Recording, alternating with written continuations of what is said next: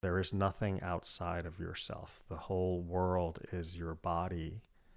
And all of this podcast, my voice, the entire world is occurring in our consciousness. The art of aging mindfully. We train to master our own mind.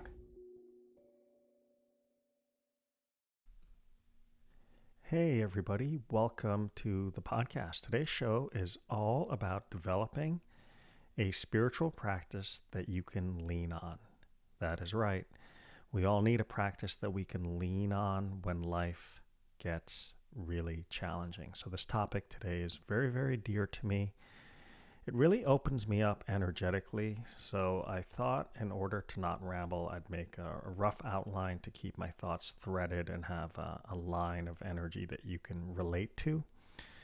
You know, I'm enthusiastic about this because I've been practicing for over 3 decades. I awoke at a young age and I was always into religion and spirituality and physicality and the connection between physicality and spirituality as a young athlete. And that curiosity really got me going deeper and deeper with each stage of life. As I got more experience, I found more interesting teachers with more experience themselves. And each thing kept building up to this point where I get to share what is super dear to my heart.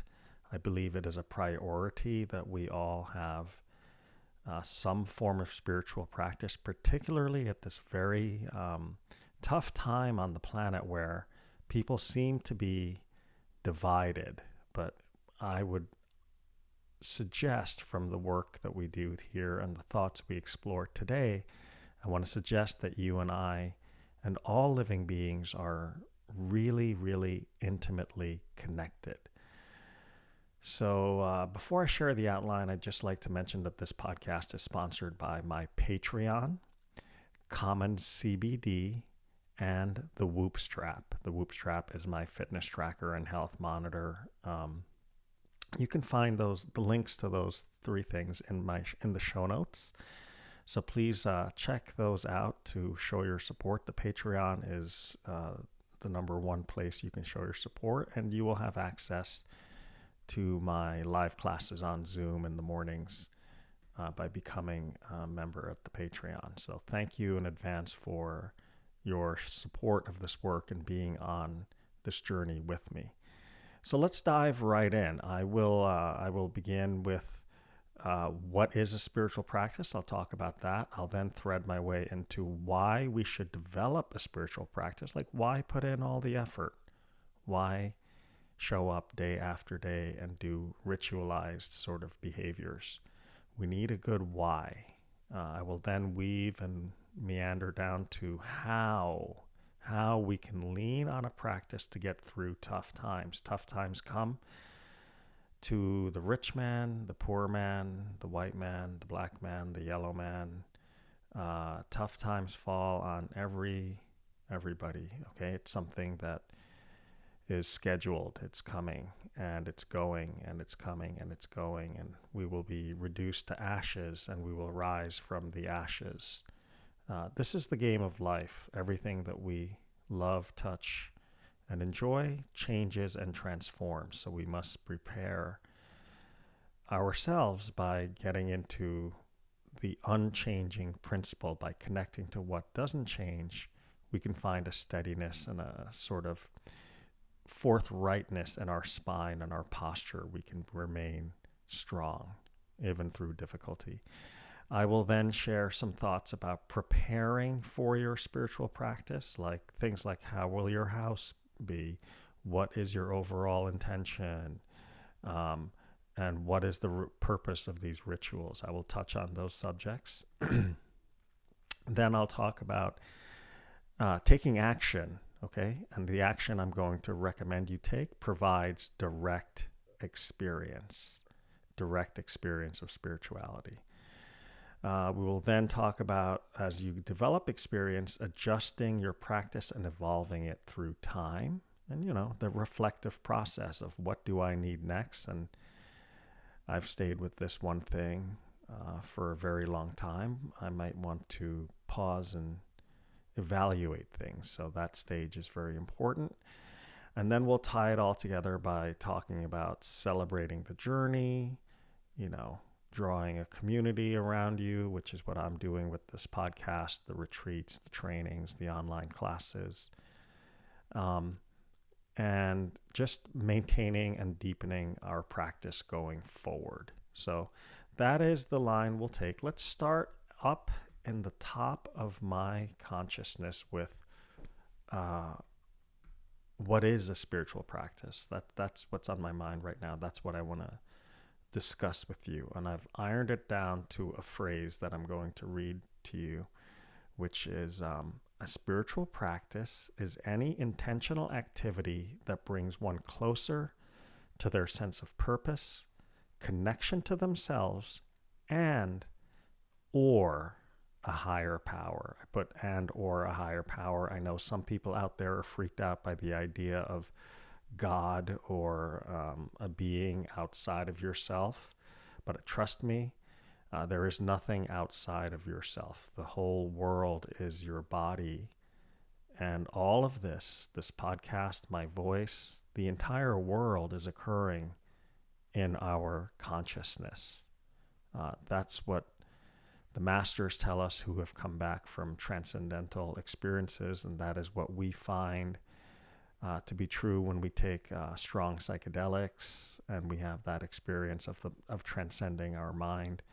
This is what strong sadhana, spiritual practice, conscious spiritual practice can do. It can have that effect of a non-ordinary state of perception. So we sort of change frequencies by adjusting our own vibration. So let me read my written definition of spiritual practice again.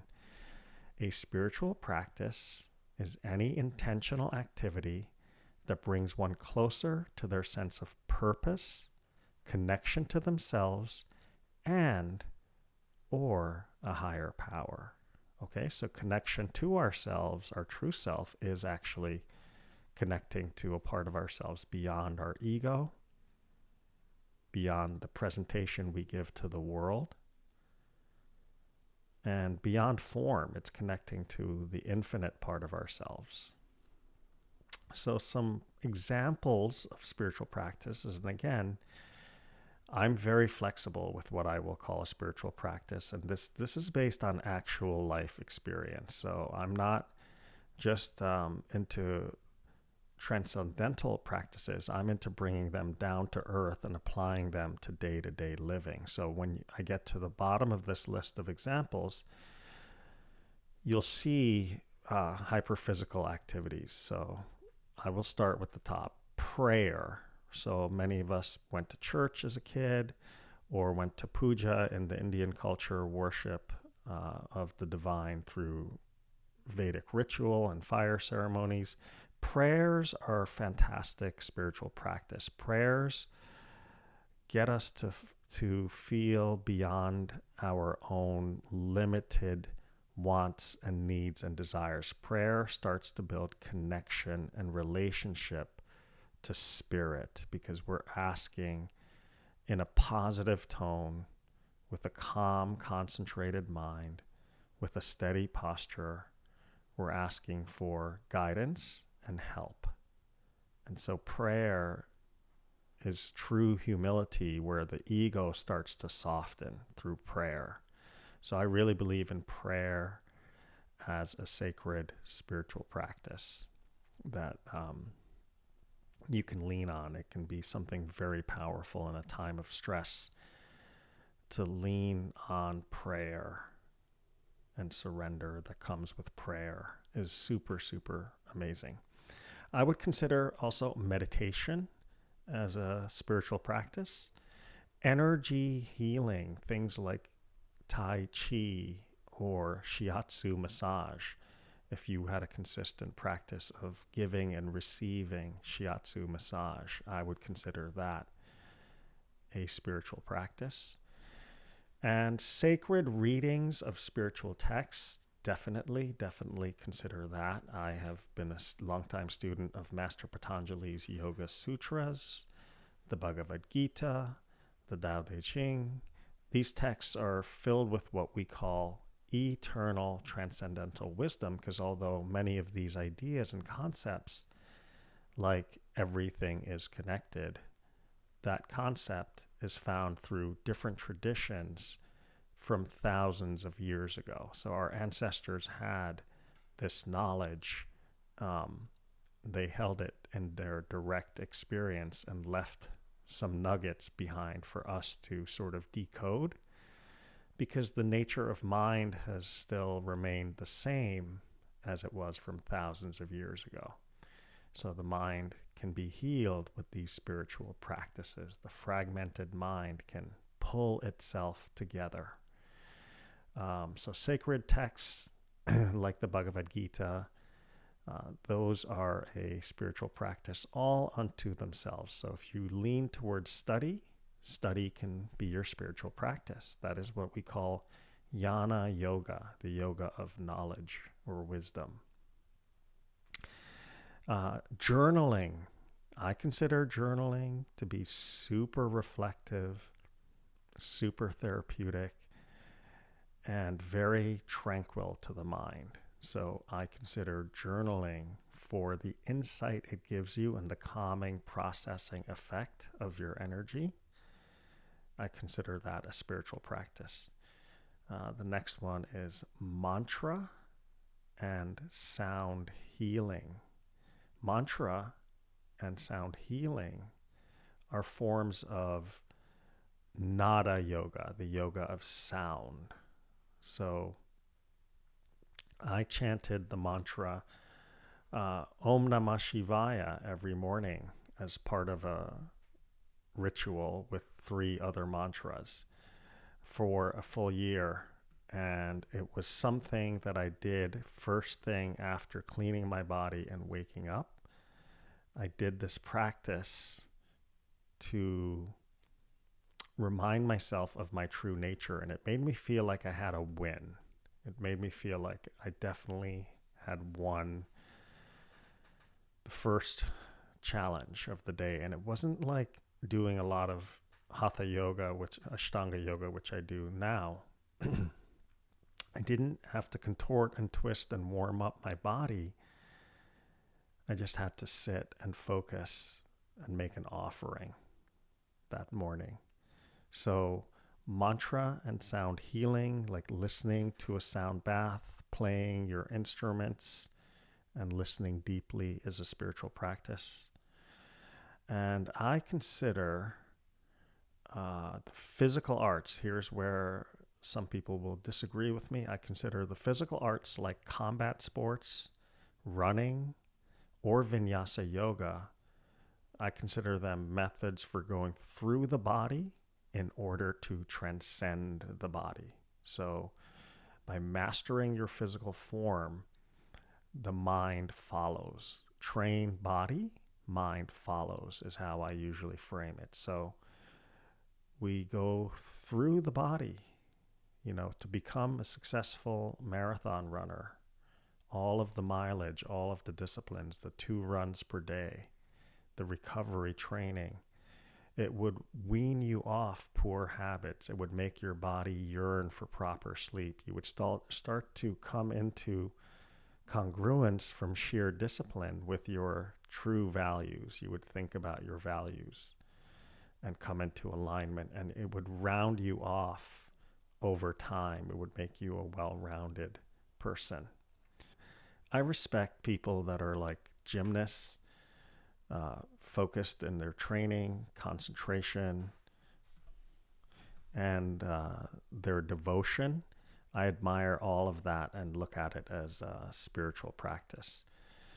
So the story of our life can have a thread of us connecting to our eternal nature. These moments in training and these occasional moments of transcendence, they open us up to a bigger mystery of ideas like karma and reincarnation and life after death and other realms. These are mysterious ways of thinking that offer these realms and these states of perception offer mental models that we can download and think about our existence on a longer timeline as body, mind, and spirit. We are all three at the same time while we have the body.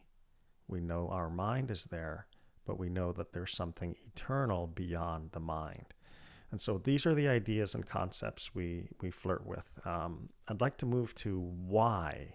Why should we do a spiritual practice? It's a way to connect to our inner self, to help us develop a deeper understanding and connection to spiritual aspects of life, what we can't see. It's helping us connect to what we can't see with our eyes, but we suspect might be there. Spiritual practice brings a sense of peace and purpose. I have more of a sense of peace and purpose than I did when I was 28, 29, 30, 31, and 32 years old. Those were wild times in my life. I was seeking answers, and I was seeking in the wrong places. And now, having tried all of those things, I can walk away from some of the offerings of the world. I can make peace. I can tip my hat and say, I know what that experience is like. I know what consuming a lot of alcohol feels like. And I no longer need to do that. That is the power of a spiritual practice that causes you to reflect on what is good for you and what is not good for you. And as one matures spiritually, one can start to choose what is good and what nurtures us. So that sense of peace and purpose that has come from this long practice is what I'm really grateful for at the age of 47 years old. I'll be 48 in a month in March. So we also developed this special ability to be in the present moment. Like, for example, when I teach my yoga classes, I prepare before going in.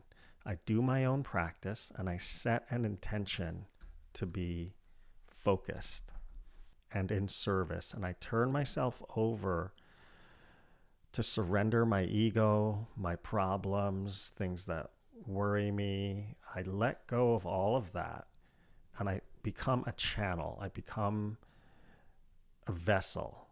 I teach the sequence in such a concentrated and clear place of service that it's reverence for, may this practice touch at least one person's heart and give them peace today. That's the place I come from. So it's that ode to Lord Shiva, the Shiva consciousness of yoga, the light of wisdom. May the light of wisdom, may the light of the soul shine through in this practice. So it keeps me deeply in the present moment, the spiritual practice. And I think that is one of the wonderful abilities we develop from our sadhana. We can also better understand our emotions and see that some of the things that are wired into us are from our childhood, the influence of our parents, and some are from painful interactions with other humans who have either violated us or mistreated us or betrayed us. And we have a view of reality that is very much based on our feelings and emotions. And when we learn to get to the root of what is behind emotions by pure observation of ourselves, we can start to make changes by developing an honest vision of who we are, including our shadow sides and shadow self. So, these insights into our feelings give us a chance to map a new course, and therefore we turn to practice to help us. So spiritual practice can also make us more in tune with what I call our inner wisdom, or the teacher inside, this sort of inner guiding light. is the best way I can put it. Self-trust, like showing up for yourself and your spirit every morning consistently. It builds inner fortitude and inner wisdom. You reshape the way you view yourself. And so these are the reasons why I believe we should turn to a spiritual practice and begin doing one, and even prioritize doing one, especially if we're in the second half of life when some wisdom should have dawned from 45 or 50 years of life experience.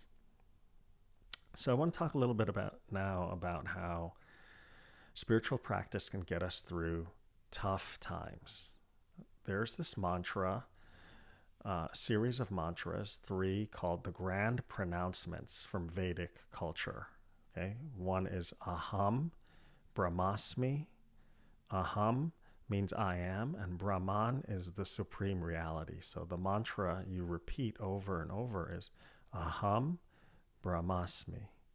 I am Brahman is the meaning. Tat Tvam Asi, that thou art. What you are looking at, what you are experiencing, you are that. You are the thing. You are the whole thing. You are the universe. Tat Tvam Asi. Soham is meaning like I am that. These are grand pronouncements. These are identity with all. It's supreme transcendental mantras. And these mantras, the meaning of them exist in other cultures, in different ways of saying it. The shamans in the Amazon jungle say everything is connected. They make songs, or ikaros, medicine songs, about how everything is connected, meaning all is one or all is Brahman. So when we take through to a spiritual practice over time, we shift our identity from being Jai, our egoic self. We need ego. We need a healthy ego to move through the world, to fulfill our desires, to explore, to learn, to create. We need ego. But it's not the place after a long time of spiritual practice that you identify with. You begin to identify as the one. And when you do that, when we identify with your true nature, we are able to express more compassion and more patience. So a spiritual practice, when we are in life and suffering, we need a little patience and we need self-compassion. And that patience and compassion keeps the mind calm so that we can solve the problem resourcefully and so that we can receive and hear what we need to do next from the universe. It brings in an intuitive element to our problem solving and our rising from the ashes. So we can lean on a spiritual practice once we know who we truly are. And that is the key, is again, identity. I am Brahman. Om Namah Shivaya. I am universal consciousness. Om Gang Ganapataye Namaha. The obstacle is the path. I am here to learn something from the obstacle. These sort of concepts draw us in. They're terse, densely packed ideas that take years to flower in our consciousness, which is why we repeat them. And the transformation we are having is to make a more compassionate mind and a more intelligent heart. So we have a sense of balance between the wisdom and compassion. So let's talk now about the preparatory work of a spiritual practice. Like, what do you need to do if you decide you are going to go deep in your life and go for a transformation? For me, I would be honest. I would say I had a deep interest in spirituality up till I was 27 or 28. It became serious. because I lost a loved one. I lost my brother in a motorcycle accident, and that made me really start to question things, because he evaporated in a second from this world. He went to another world very quickly at a young age, and I was perplexed as to why God took a good person. And so my turn to spirituality was to find out what happens to souls, if souls exist. Like, are we more than the body? I became intensely curious into not just what texts had to say. I really, really, really wanted to know. And so I dove all the way in to spiritual practice. I went all in looking for that answer. I can say today there's an extent to which my thirst has been quenched. I am at peace around my coming death and also the death of my brother. So let's talk about preparing. The first thing I want you to think about here is the importance of creating sacred space. Creating a sacred space for beginning a daily spiritual practice will inspire momentum and consistency. Momentum and consistency can take you to the path of direct experience, because it's all about rhythm. It's all about vibration. It's all about positive energy accumulating inside of your subtle body. So creating sacred space is important. That means your space should be clean and in order. You should be able to find your tools that you need. Your kitchen, you should be able to find the things you need in an ordered way to cook your meal so that it has love and intention in it. We honor the time and energy that we're going to dedicate to this practice, so we want the space to build a positive charge, which is why we keep it super clean, super tidy, and we're doing our practice in the same area, facing the same direction. And we're making what I would call an altar. Okay, so above my altar, I'll share just a few objects that I put on there. I have a sacred stone called the Shiva Lingam, which is a symbol of Lord Shiva, who represents pure consciousness. He's the original yogi, so I feel inspired by this symbol. And I've traveled all over the world to teach with that symbol. I bring that lingam with me. It's been with me to the jungle when I was on a 28-day ayahuasca retreat. That stone was with me as I did my work. It has such an inspiring energy just to look at that every morning. So you can include elements of nature such as plants, crystals, or stones on your own altar. And the chair or meditation cushion or table should be great for your hips and knees. And you come to it with a mindset that this is a special place. This is not an ordinary place. This is this place where I connect internally. I connect to myself. I quiet my mind. It's a sweet place. So you're making a commitment to dedicate time and respect to your spiritual practice by keeping this space as an inspiring place that draws you in. It naturally pulls you in. And the days that really matter are your tough days when you don't want to do your practice. Those are the days that count and add up and build true progress. Now let's talk about the power of your intention. I shared earlier my intention when I teach yoga classes is to be of service, to be a servant of the universe, of the eternal teachings, and to do a really professional yet open to channeling what may come through me kind of job or energy. So the intention we set will carry through. It becomes the guiding light for practicing on difficult days. It's essential to set an intention in order to gain the most out of your spiritual practice. So again, we talked earlier about the why. Why are you doing this? What do you intend to download? What are you looking to solve? You may not know in a specific way. It can be as simple as, I'd like to feel more self-love. I'd like to feel more acceptance.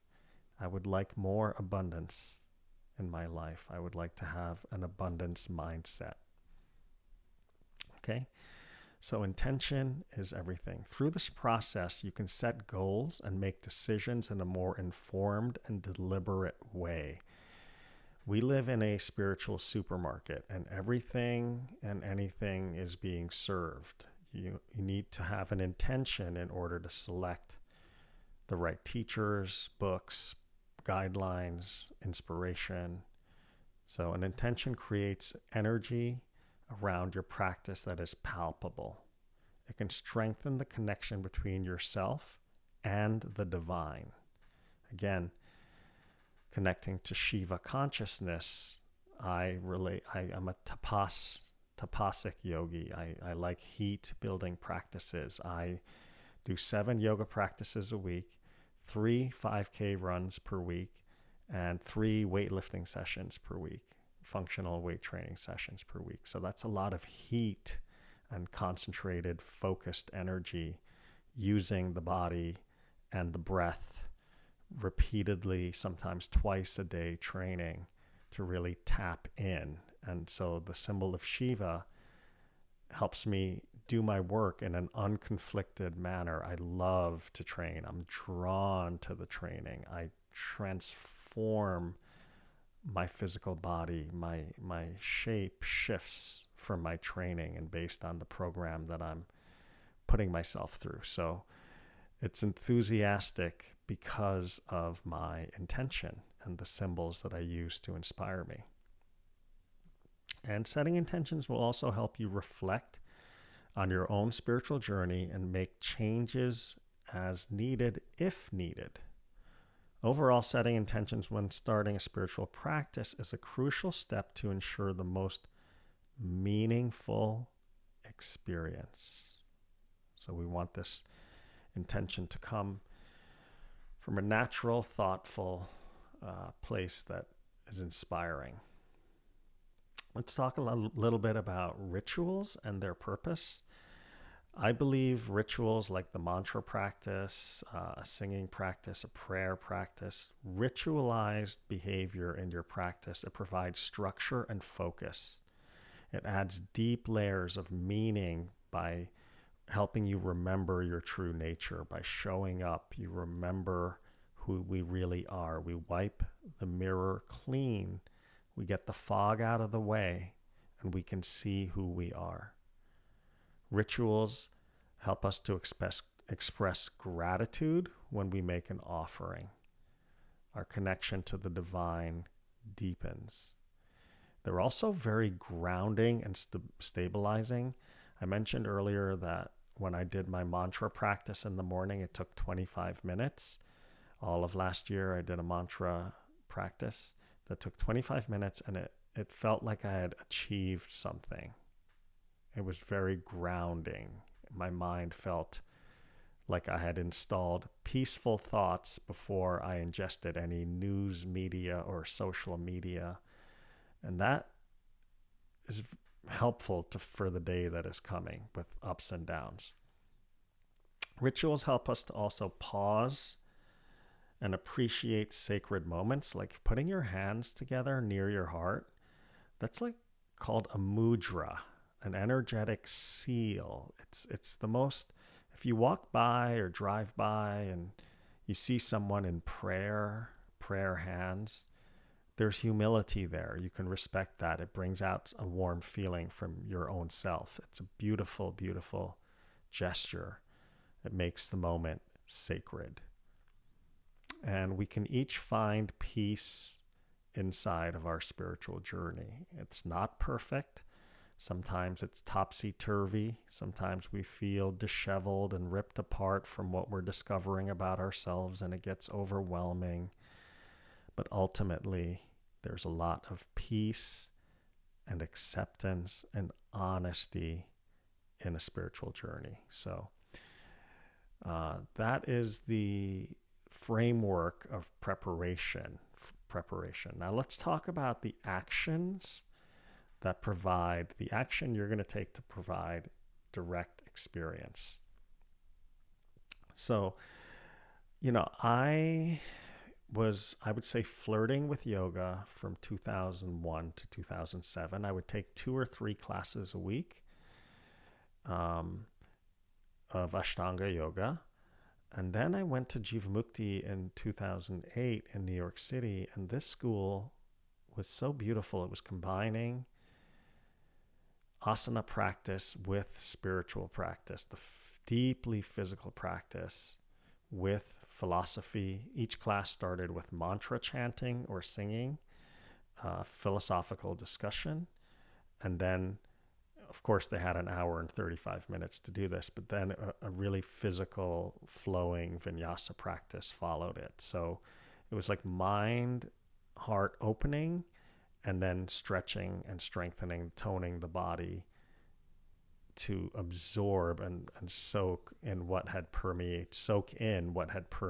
the air from the mantras. So taking action at Jivamukti was where I went deeper. I then took yoga as a daily practice from a supplemental practice 2 to 3 times a week. I took it to be my daily spiritual practice, and I went to at least 1 or 2 classes per day, some days 3 classes. I got really absorbed because I had found a source to inform my practice. I trusted Sharon Gannon and David Life, the founders of Jivamukti Yoga, and I bowed to their feet and took them as my teachers, and I learned as much as I could about how to practice from them. I learned initially how to practice yoga from Sharon and David, and it was so valuable. So we must each, when we're taking action, we must find sources to inform our practice. You don't have to have teachers. You can find books first. You can find, even I would say some YouTube videos are very informative. We all need a place to begin the journey. But I had decided to shift gears when I found Jivamukti at the time in my life when I was looking for the answers to life and death and what happens to us when we pass away. So sources to inform your practice are important. And you also need to figure out what you need, identifying what you need in terms of your spiritual practice. Do you want a more physical practice like yoga, asana, vinyasa yoga? Or do you want a more contemplative practice like mindfulness meditation, just sitting and observing the breath? And both are very challenging in their own ways. But if you have a certain constitution mentally, maybe you are more mentally active, you would need more physical yoga practice first. And if you are more sattvic or reflective and less rajasic or active, you might need a sitting meditation practice, and that would be great for you. So you have to identify what you need in terms of your spiritual practice. Now, one more thing I'm going to recommend here on the action basket or bucket here is to set a schedule and stick to it to the best of your ability. Setting a schedule and a rhythm to your practice, it builds such a positive chi. It builds so much self-esteem and strength and resilience. So for me, I have to do something every single day. But you can start out with 2 days, 3 days, till the day you go all the way in and you're transformed by that sort of devotion, that long arcing devotion. I don't have to do the same thing every day, but I try to at least do a little chanting, a little reading. I'm almost always doing something physical. I need the momentum of practice, and I do it lovingly. I don't whine. I do whine sometimes about running in the cold if it's a really cold day, but I do what I need to do and what is on my schedule, and I stick to my practice. So this is the best for results, and know that you're always approximating that level of intensity. You're approximating ritualized daily practice. So as we develop more and more practice, we harness this energy we call Shakti. Shakti is positive cosmic force. It's mainly a feminine energy, a creative energy. And that comes into our body in the form, it feels like electricity, like subtle vibration, like pulsation. We become very sensitive to energy and vibration. And so as we evolve and adjust through time, we need to pause every now and then. For me, this is before the new year. And when I paused before the start of 2023, I realized I was falling in love with asanas again for the second time in my life. Whereas the last 3 years have been mixed training, like cross training, running, weightlifting, and yoga, I have fallen in love with asana again, and I'm making it an everyday, every single day practice. So I'm studying the asanas with a beginner's mind, and I switched up my mantra practice. I do a little mantra in the evening, but I start my mornings with Ashtanga Yoga primary series. So I had to pause and shift and realize that I needed a change from the mantra sadhana to an asana sadhana. So we're always evaluating, we're renewing our energy. We're, again, that reflection, that pause to see what from the spirituality toolbox can we upload, download, put to use, and enhance our perception and increase our sense of clarity with. So we must also understand that spiritual practices are always changing.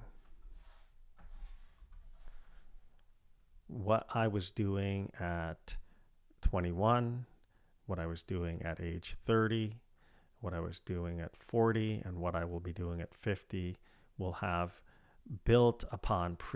always built upon previous levels of understanding, and with the journey ahead, sometimes trimming away of the unessentials to honor simplicity. So we never know exactly what the journey is, but we keep open, and we, through reflection and through trusting the teacher inside, we find our way. Our path is lit. So on that note, it's important to celebrate the journey. Celebrating the journey means honoring the good times and the bad times, but making one heck of a story with our sadhana. Our sadhana helps us, our practice helps us to break habitual patterns, repetitive patterns of behavior.